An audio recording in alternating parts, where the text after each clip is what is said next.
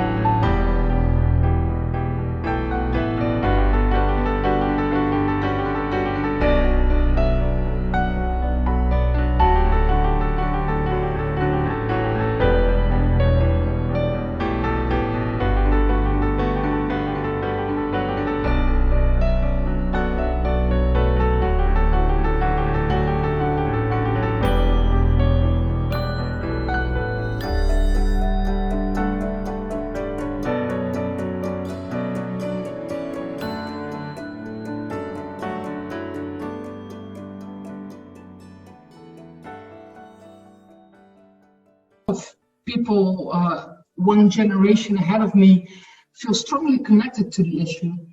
It shows that not only that generation is really committed to nuclear disarmament. In the recent opinion polls that we conducted together with ICANN, it shows that 80% of the Dutch population really would like the Netherlands to join the recent ban on nuclear weapons. The 68% of our population thinks that the Netherlands should be the first one to get rid of nuclear weapons within NATO. And they would also like to get rid of those American weapons based in Volkel. The recent ICANN report quite clearly shows that there is huge popular support within NATO countries for nuclear disarmament, for joining the ban. There's a big support from a lot of cities within Europe. There's a lot of MPs that are supportive of this case.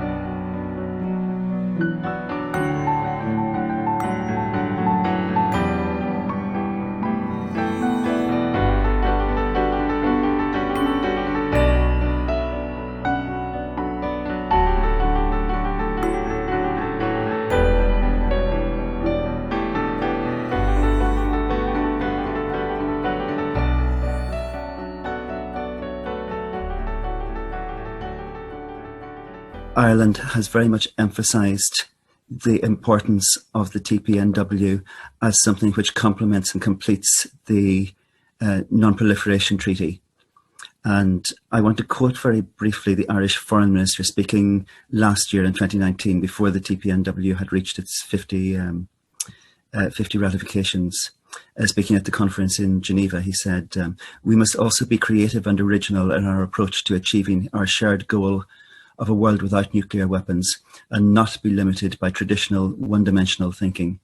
The Treaty on the Prohibition of Nuclear Weapons offers us a path to nuclear disarmament by finally putting in place a workable legal framework for the total elimination of nuclear weapons. The treaty is fully complementary with the NPT. The TPNW strengthens and reinforces the NPT and reaffirms it as the cornerstone of the disarmament and non-proliferation regime. It is a facilitator, not an impediment to progress. As recognised in the NPT, TPNW and throughout the discussions on the humanitarian consequences of nuclear weapons, the only true guarantee against the horrors of nuclear weapons is the total elimination of nuclear weapons."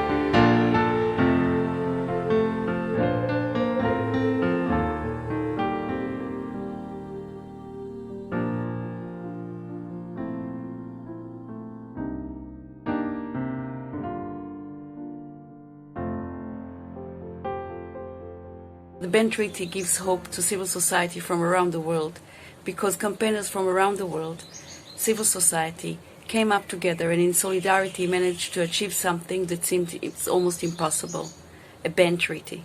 Now that we have the ban treaty, it's time to really celebrate. And then it's time to work hard together in solidarity again, just like we know, in order to get the 9 nuclear-armed states into the table, into the ban. It is very much achievable. My name is Sharon Dolev. I'm from the Middle East Treaty Organization and from ICANN in Israel, the Israel Disarmament Movement. And I wish us all good luck.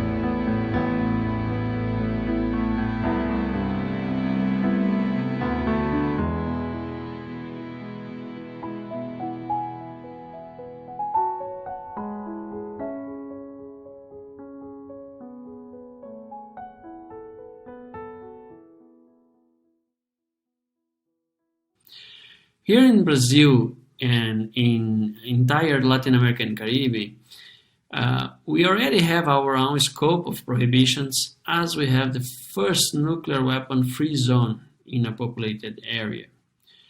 Even with this extensive scope of bans, we must expand the same safe feeling to other regions.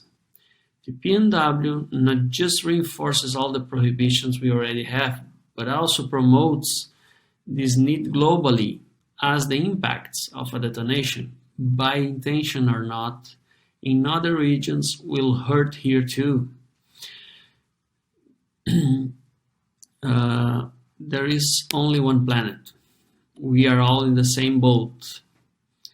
In the lack of a captain in the ship of international community, we must call and put pressure on all states to eliminate weapons of mass destruction, as such nuclear weapons. As immoral as they are, soon it will become illegal as customary law. And then even those states that hide their international responsibilities in silly arguments will have to follow TPNW's obligations. Thank you.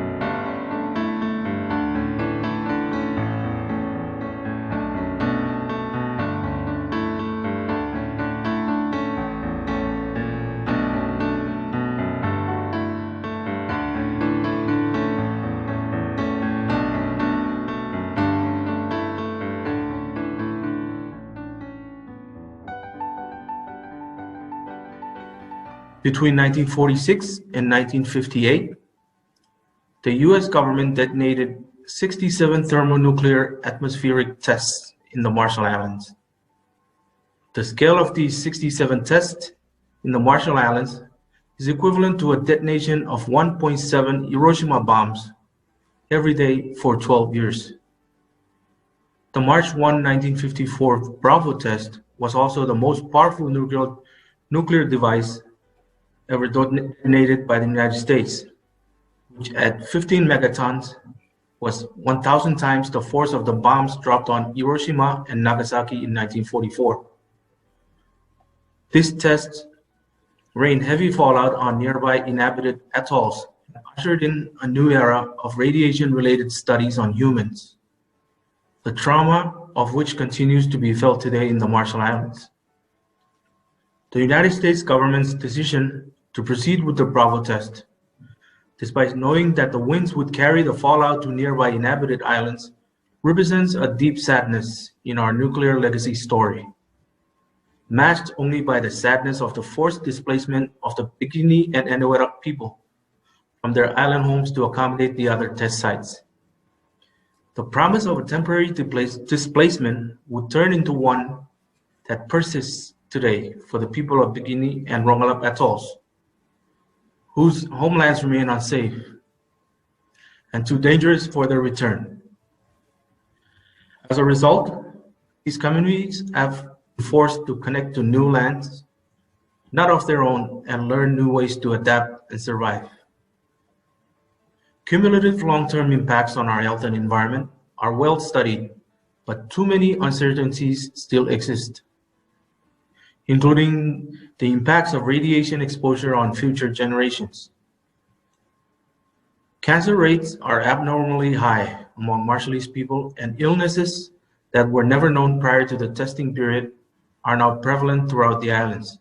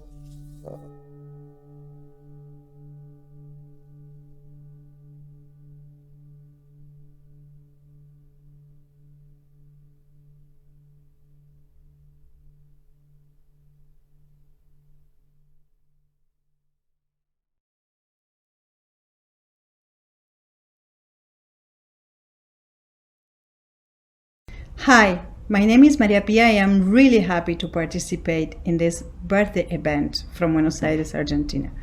I am a member of the Human Security Network in Latin America and the Caribbean region, CELAC. And for us, the Nuclear Ban Treaty is the fundamental cornerstone of our peaceful society.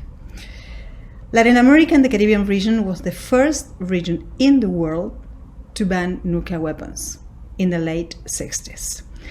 And there is a very popular comic strip from that time from Argentina, but known worldwide, that is called Mafalda, is a little girl with political and social views, and reflect, because there was a huge debate around nuclear weapons because of the Cuba missiles crisis, and there's a lot of them, but I want to show you one of my favorites.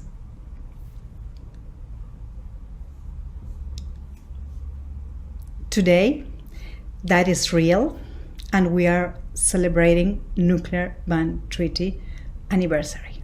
So, cheers.